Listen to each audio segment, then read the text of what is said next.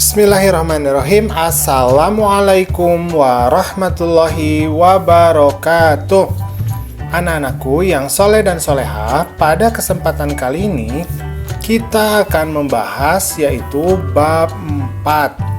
Materinya adalah akikah dan kurban menumbuhkan kepedulian umat. Adapun submateri yang akan kita bahas yaitu ketentuan dan tata cara penyembelihan hewan. Tetapi bagi kamu yang belum subscribe, silahkan subscribe dulu, kemudian pencet tombol like dan share channel Guru Cerdas. Oke, sekarang kita akan lanjutkan ke pembelajaran. Islam mengajarkan setiap hewan yang akan dikonsumsi harus disembelih sesuai ketentuan syariat Islam. Daging hewan yang sudah disembelih akan menjadi sehat untuk dikonsumsi. Namun, perlu diketahui ada dua jenis hewan yang halal dikonsumsi tanpa disembelih terlebih dahulu, yaitu ikan dan belalang. Hewan yang sudah disembelih akan menjadi baik atau thoyyib, sehat, serta halal untuk dikonsumsi. Sebagai orang beriman, kita harus menyembelih hewan dengan baik dan benar, sebab penyembelihan yang tidak baik dan benar akan mengakibatkan hewan tersebut itu tidak halal dan layak untuk dikonsumsi. Penyembelihan hewan meliputi 1. Orang yang menyembelih, 2. Binatang yang akan disembelih,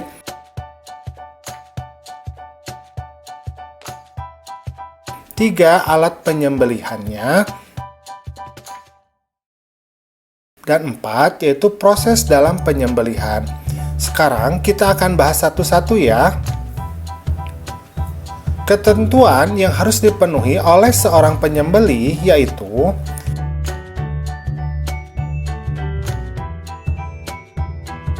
yang pertama adalah penyembelihnya harus beragama Islam. Hukum penyembelihan menjadi tidak sah jika dilakukan oleh orang kafir, oleh orang musyrik, maupun oleh orang yang murtad atau keluar dari agama Islam. Kedua, menyembelih harus dengan sengaja. Jadi seorang penyembelih memang dia berniat dan dalam keadaan sadar sengaja untuk menyembelih hewan. Yang ketiga, penyembelih itu harus sudah baligh dan berakal. Tidak sah dalam agama Islam sembelihan orang yang belum baligh dan orang yang akalnya tidak waras, misalnya gila. Keempat, penyembelih harus membaca basmalah. Selain membaca basmalah, penyembelih juga disunahkan untuk membaca salawat dan takbir 3 kali. Perhatikan sabda Nabi Muhammad sebagai berikut.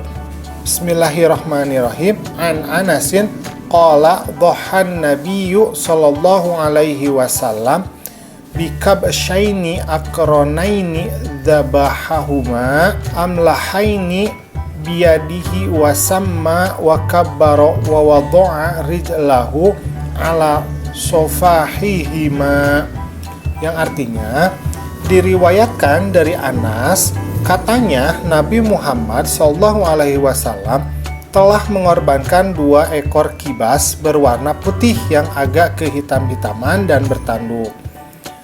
Baginda menyembelih keduanya dengan tangan baginda sambil menyebut nama Allah, bertakbir dan meletakkan kaki baginda di atas belikat keduanya. Hadis riwayat Bukhari dan Muslim.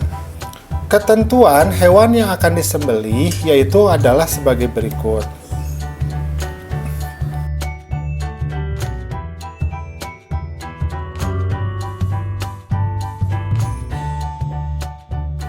Yang pertama, hewan harus dalam keadaan masih hidup. Tidak sah hukumnya menyembelih hewan yang sudah mati.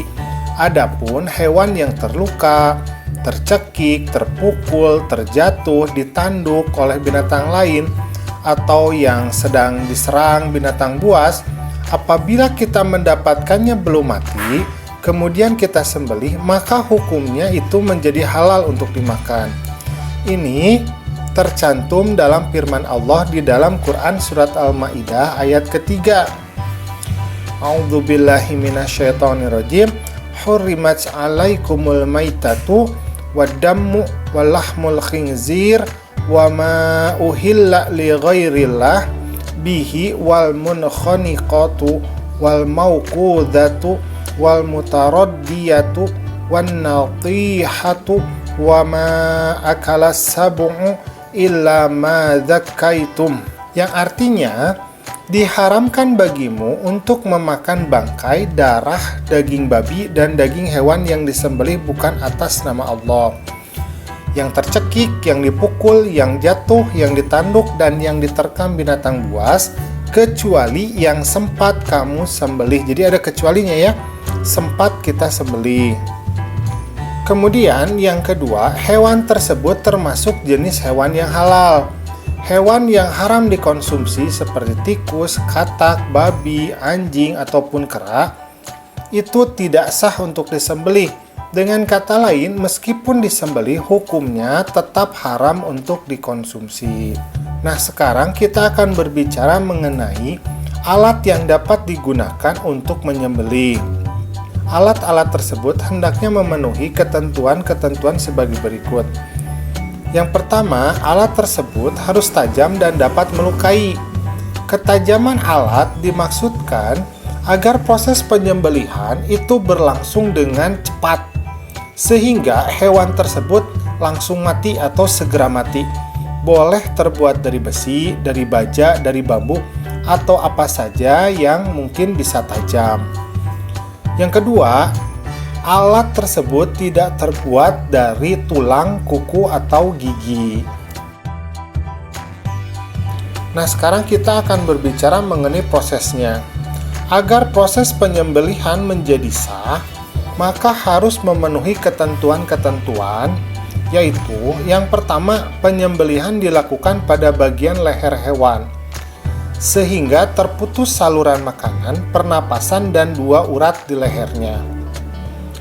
Yang kedua, pada waktu penyembelihan hewan, orang yang menyembelih harus memastikan bahwa ia sudah memotong atau memutuskan bagian-bagian dari anggota hewan, yaitu tenggorokan. Yang kedua, saluran makanan atau kerongkongan. Yang ketiga, 2 urat leher yang ada di sekitar tenggorokan. Nah, bila ketiga bagian tersebut sudah putus, maka penyembelihan hewan itu menjadi syah. Sekarang kita akan berbicara mengenai tata cara penyembelihan hewan. Cara penyembelihan hewan itu ada 2 macam, yaitu penyembelihan secara tradisional atau yang sering kita lakukan, dan penyembelihan secara mekanik atau secara modern menggunakan alat-alat yang modern ya. Penyembelihan tradisional adalah penyembelihan hewan menggunakan alat sederhana seperti pisau, golok, pedang, dan sebagainya. Sedangkan penyembelihan mekanik yaitu penyembelihan menggunakan mesin pemotong hewan yang biasanya digunakan di RPH ya, atau rumah pemotongan hewan. Kita akan berbicara tentang tata cara penyembelihan hewan secara tradisional dulu. Untuk penyembelihan hewan secara tradisional yaitu sebagai berikut. Yang pertama, menyiapkan lubang penampungan darahnya terlebih dahulu. Kemudian yang B atau yang kedua, hewan yang akan disembelih dihadapkan mengarah kiblat, lambung kiri di bagian bawah. Jadi yang sebelah kirinya itu yang ditengkurapkan ya. Kemudian yang ketiga, kaki hewan dipegang kuat-kuat atau bisa juga diikat, kepalanya ditekan ke bawah. Kemudian yang keempat, leher hewan diletakkan di atas lubang penampungan darah yang sudah kita persiapkan terlebih dahulu. Kemudian yang kelima, berniat menyembelih hewan. Kemudian yang keenam, membaca basmalah, sholawat Nabi, dan takbir 3 kali. Untuk yang sederhananya, kita bisa mengucapkan Bismillahi Allahu Akbar. Tapi kalau mau, kita bisa juga agak panjang. Bismillahirrahmanirrahim. Allahumma sholli ala Sayyidina Muhammad wa ala ali Sayyidina Muhammad. Allahu Akbar, Allahu Akbar, Allahu Akbar. Kemudian, yang ketujuh, arahkan pisau atau alat penyembelih pada bagian leher hewan. Sembelihlah leher tersebut sampai terputus tenggorokannya, saluran makanannya, dan 2 urat lehernya. Nah, kalau penyembelihan secara mekanik, ini dilakukan agar penyembelihan bisa cepat dan banyak. Penyembelihan seperti ini itu dilakukan di tempat khusus untuk penyembelihan hewan atau yang sering kita sebut sebagai rumah penyembelihan hewan atau RPH. Nah, tata caranya penyembelihan hewan mekanik ini mungkin sedikit berbeda. Yang pertama adalah kita memastikan mesin pemotong hewan dalam keadaan baik. Jadi mesinnya itu besar ya. Tidak seperti kita memotong secara tradisional bisa langsung 10 ekor ayam, 100 ekor ayam kan gitu. Kemudian yang kedua, menyiapkan hewan yang akan disembelih pada tempat pemotongan.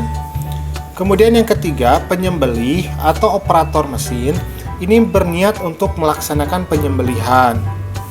Yang keempat, membaca basmalah, sholawat Nabi, kemudian takbir 3 kali, jadi sama bacaannya.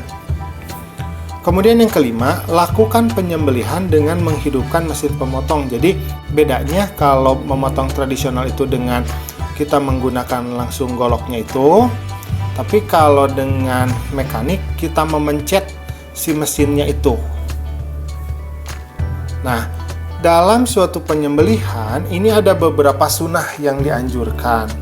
Yang pertama adalah kita harus mengasah alat penyembelih setajam mungkin. Jadi alatnya itu memang harus tajam. Yang kedua, menghadapkan hewan sembelihan ke arah kiblat.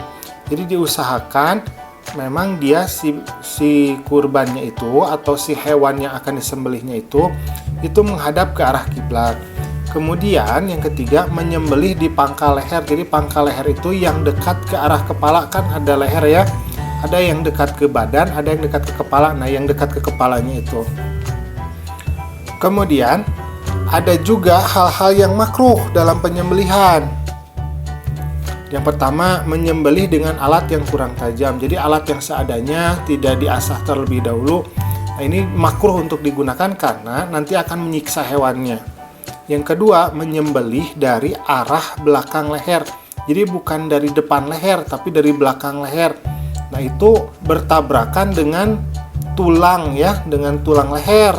Jadi memang dimakruhkan. Jadi harusnya dari depan leher, jangan dari belakang leher. Yang ketiga, menyembelih sampai putus seluruh batang lehernya. Jadi yang ketiga itu kepala itu sampai terputus dari tubuh. Nah, itu tidak bagus ya, makruh itu. Kemudian yang keempat, menguliti atau memotong bagian tubuh hewan, tetapi hewan tersebut belum benar-benar mati. Jadi hewannya masih hidup, kemudian kita kuliti atau kita potong anggota bagian tubuhnya. Nah, ini juga makruh. Kemudian, bagaimana hukum untuk mengkonsumsi daging hewan hasil berburu? Nah, hukum mengkonsumsi daging hewan hasil berburu adalah halal apabila ketika kita akan berburu, kita membaca dulu nama Allah. Jadi kita membaca Bismillahirrahmanirrahim atau Bismillahirrahmanirrahim. Allahumma sholli ala Muhammad wa ala ali Muhammad. Kemudian Allahu Akbar, Allahu Akbar, Allahu Akbar. Kemudian kita lepaskan si panah tersebut kalau misalkan menggunakan panah, atau misalkan ketika kita membaca bismillah tersebut, lalu kemudian kita tekan pelatuk dari senapan kita. Nah, gitu. Berburu hewan liar seperti rusa atau kijang dilakukan dengan cara melukai bagian tubuh mana saja.